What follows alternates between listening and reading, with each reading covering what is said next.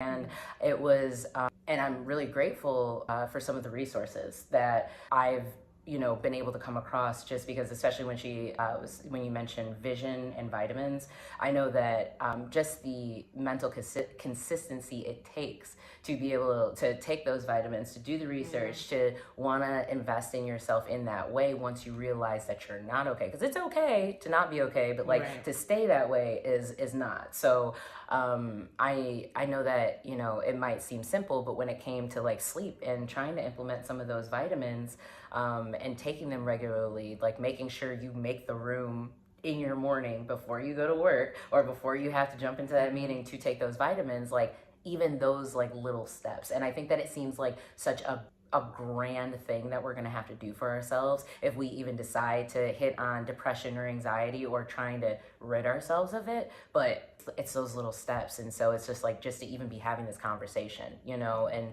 being able to, and I know you say this all the time, like, having that conversation and not keeping it dormant, not isolating yourself, but actually, forcing yourself to, allow those things to come to the surface and not be afraid of them is, we know that that's the first step. So I can't wait to read the book. I'm excited. I'm excited about it, right? Like, because I feel like we have to normalize these types of conversations. Yes, that's it. And that's one of the things that we try to do here at BFNC is normalize that, like, everyone should want to be emotionally well, right? So, I mean, you could be physically well and not emotionally well. Yeah. And again, a lot of times we don't talk about it based on a lot of different things, like stigma, or we don't want to seem weak or whatever. Yeah. But no, like, I think even just taking that initiative. And so when you talk about you did the research and being consistent, and, a lot of times people have problems with that, and so we do have services here to help, individuals and community, trying to navigate health. What's the best provider,